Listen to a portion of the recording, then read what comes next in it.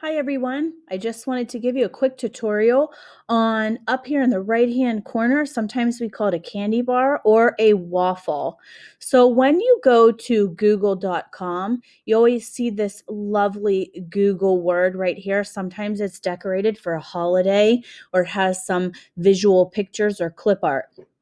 Today it just has the blue, red, and gold color with the word Google. But up in the right-hand corner, you see my Bitmoji. When you log into your Google account, you may see the letter for your name or a picture if you've uploaded one.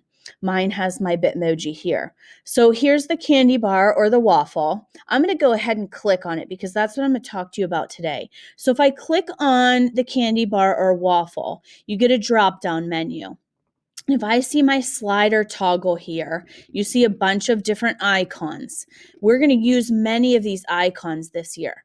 But if I look right in the middle, I see my account. If I click on my Bitmoji here for my account, a lot of preferences come up, and we're going to use those preferences this year.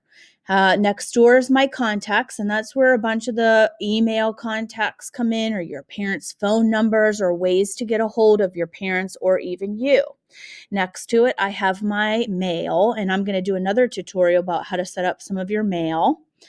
Google Docs we'll use a lot this school year. We'll use a lot of the Google Forms.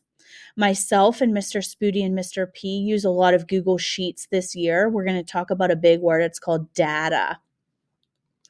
Google Classroom I use a lot of, and you will too.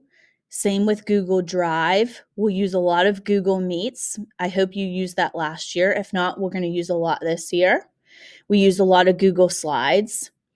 The Google Calendar, I love my Google Calendar. And Google Hangouts, we're going to use that almost like a chat. If I scroll down, some of these I don't use as much, and that's why they're at the bottom. I'm going to scroll right back up, okay? So the more frequently used apps, if you will, are all up here towards the top.